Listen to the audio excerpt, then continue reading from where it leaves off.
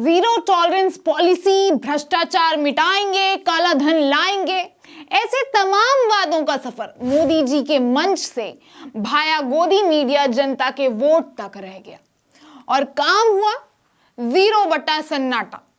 ऐसा मैं नहीं, ट्रांसपेरेंसी इंटरनेशनल की ये रिपोर्ट कहती है। हम अच्छे कामों में टॉप पर हो या ना हो, भ्रष्ट देशों में खूब आगे हैं। 2014 से पहले मोदी जी ने खूब कांग्रेस के भ्रष्टाचार को लेकर पर्चे बांटे, लेकिन अब क्या, अब किसके पर्चे बटेंगे? आपको मैं बता दूं कि हमारे देश को भ्रष्टाचार के मामले में 180 में से 93 नंबर मिले हैं, मतलब लगभग 100 के करीब।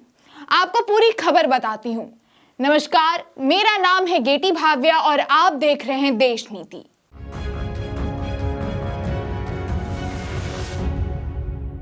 देश नीति, केवल सच्ची और पक्की खबरें। मंगलवार को ट्रांसपेरेंसी इंटरनेशनल की इस रिपोर्ट ने मोदी जी के वादों की पोल खोल कर रख दी।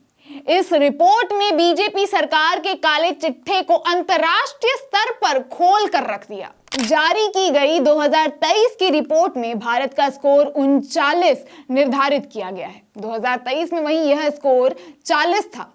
सिर्फ एक नंबर के कम होने से भारत 8 पायदान खिसक गया है।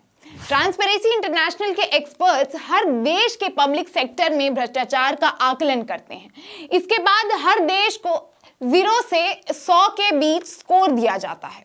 जिस देश में जितना ज्यादा भ्रष्टाचार, उसे उतना कम स्कोर दिया जाता है। इसी आधार पर इंडेक्स में रैंकिंग निर्धारित होती है, यानी जितना ज्यादा भ्रष्टाचार उतना कम मार्क्स, और भारत को मिला 100 में से 39 नंबर। इस बात पर विश्व गुरु जी के लिए एक बार जोरदार तालियां तो बनती ही है।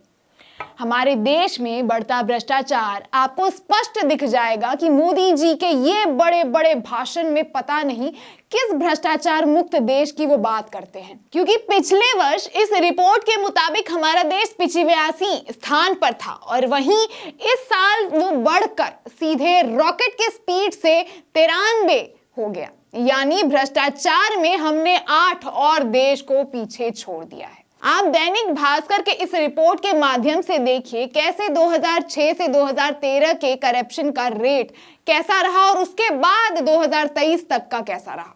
और वहीं एशिया के देशों में पिछले 5 सालों में सीपीआई स्कोर 45 के आसपास बना हुआ है। बहुत कम देशों में ही भ्रष्टाचार में कमी आई है। एशिया के अधिकतर देशों में धीरे धीरे भ्रष्टाचार बढ़ा ही दिखा है। भारत समेत एशिया के 71 देशों का स्कोर यहां के औसत स्कोर के नीचे है।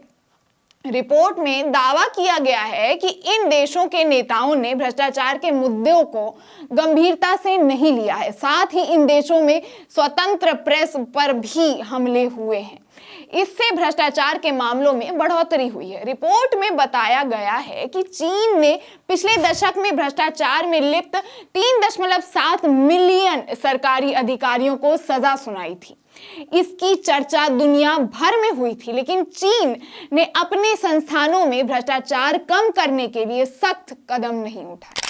इससे उसकी नीतियों पर संदेह पैदा होता है। रिपोर्ट में यह भी बताया कि पाकिस्तान और श्रीलंका में कर्ज का बोझ और राजनीतिक अस्थिरता है। हालांकि इन देशों में न्यायपालिका के मजबूत होने के कारण भ्रष्टाचार पर कुछ हद तक लगाम लगी हुई है। हमारे लेकिन प्रधानमंत्री पहले गरीबों की संख्या 80 करोड़ बताते हैं और उन्हें 5 किलो मुफ्त अनाज देते हैं और फिर बोलते हैं 25 करोड़ जनता गरीबी रेखा से ऊपर आ गई है। उनका एक झूठ खुद दूसरे झूठ का खुलासा कर देता है, लेकिन ऐसे अपने झूठ को खुलेआम G20 में वो भी ढोल के साथ पीटना क्या सही था? अब समझ में आया आपके खाते में 15 लाख क्यों नहीं आए। जब मोदी जी ने भ्रष्टाचार कम करने पर कोई काम ही नहीं किया तो पैसे आएगा कहां से? वो अपनी सभी एजेंसियों का इस्तेमाल जब विपक्षी को डराने धमकाने के लिए करेंगे तो भ्रष्टाचार पर सही मायने से रोक कहां से लगेगा? मतलब साफ है, भाषण में और जमीन पर कुछ करने की नीयत में बहुत फर्क है और जमीनी हकीकत में मोदी जी के सारे वादे जुमले ही निकले हैं। अब अंधभक्त वाला विश्व गुरु है ना, बिना लॉजिक वाला, ये तो वैश्विक सर्वे का डाटा कह रहा है। देख लीजिए और समझ लीजिए क्या हाल है अपने देश का। अब बजट पेश हो रहा है, हर सेक्टर में बड़ा बड़ा नंबर दिखेगा, इस सेक्टर को इतना मिला, उस सेक्टर को उतना मिला।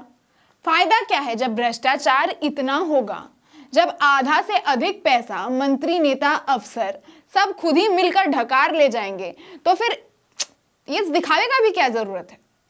बहरहाल इस रिपोर्ट को देखकर आपके मन में क्या क्या विचार उमड़ रहे हैं वो भी हमें कमेंट करके जरूर बताइएगा। और वीडियो अगर पसंद आया हो तो इसे लाइक और शेयर भी जरूर कीजिएगा, और चैनल को अभी तक आपने सब्सक्राइब अगर नहीं किया है तो इसे सब्सक्राइब भी कर दीजिएगा। और देखते रहिए देश नीति। धन्यवाद।